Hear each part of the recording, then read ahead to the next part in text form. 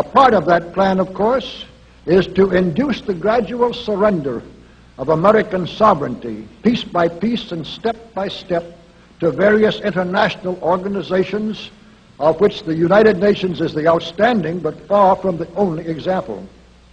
Now, here are the aims for the United States. 1, greatly expanded government spending for every conceivable means of getting rid of ever larger sums of American money as wastefully as possible. 2, higher and then much higher taxes. 3, an increasingly unbalanced budget despite the higher taxes. 4, wild inflation of our currency. 5, government controls of prices, wages, and materials, supposedly to combat inflation. 6, greatly increased socialistic controls over every operation of our economy and every activity of our daily lives. This is to be accompanied, naturally and automatically, by a correspondingly huge increase in the size of our bureaucracy and in both the cost and reach of our domestic government.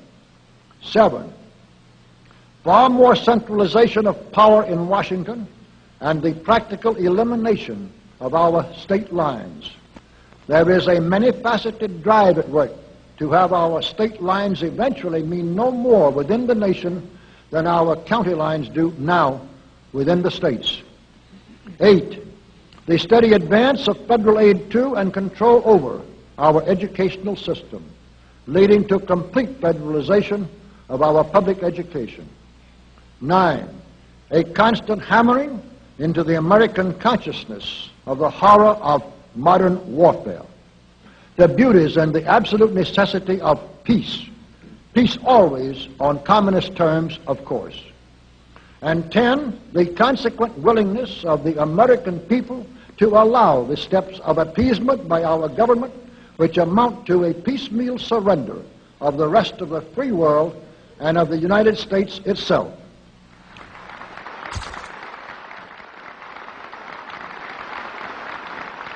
So brush the insider's dust out of your eyes, my friends, and the communist soap suds out of your brain, and ask yourselves in all honesty, what on earth is wrong with the United States simply minding its own business?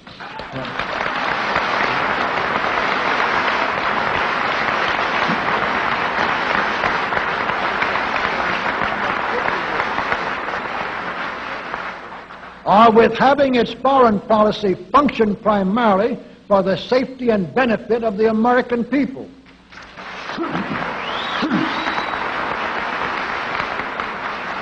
Which is exactly what we had done for the first 140 years of our existence as a nation, to the incredible advantage of ourselves and everybody else. Everybody, that is, except a numerically small clique of power-lusting conspirators who had somehow inflicted themselves on a gullible world. While we turn to a very brief summarization of what we hope the John Birch Society will help and even sometimes lead the American people to accomplish during the next 15 years. 1, our first and most important specific undertaking should be to restore the complete independence of the United States.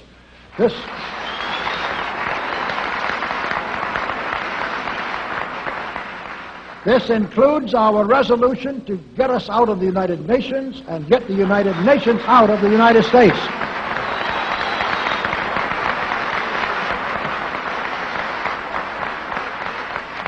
2, we must once again make our money freely redeemable in gold at some realistic price.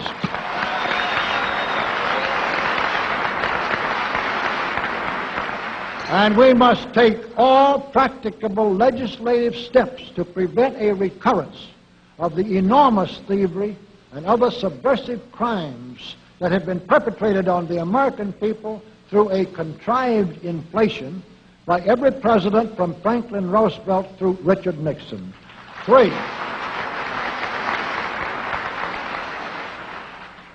we should reduce the number of government bureaus, of government civilian employees, and the whole quantity of government by at least 50%.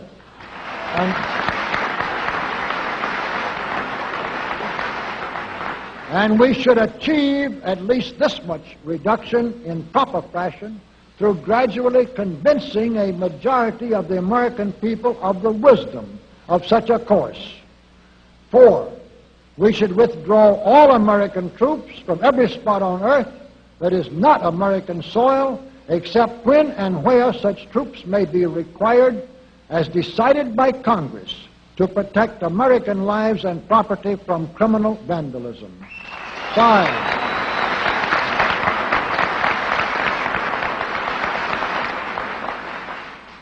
5, we should get government out of the areas and functions and activities where government does not belong.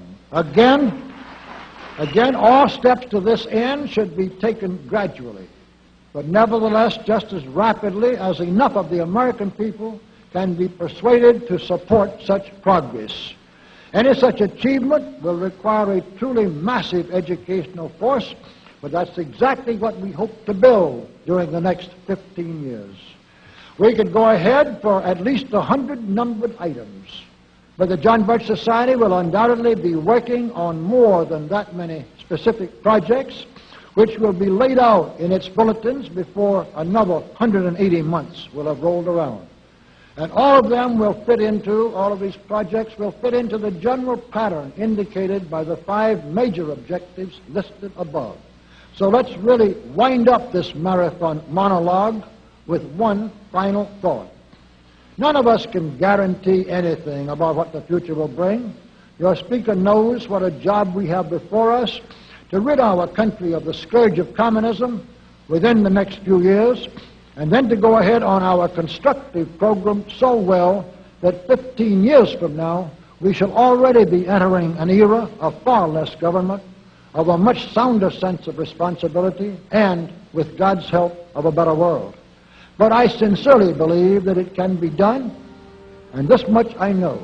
If every man and woman in this audience should leave here tonight feeling in his or her own mind and heart that it can and must be done, then it surely will be. And so, all of you patriots of good character, good conscience, and noble ideals, whom we can reach with the filmed version of this speech in 1,000 other audiences, it is with a great deal of confidence and energizing will to win that we invite you to join us in our epic undertaking. While to all of you great, wonderful friends in this present audience, I certainly extend my very deep thanks indeed for so much patience and attention. Thank you and good night.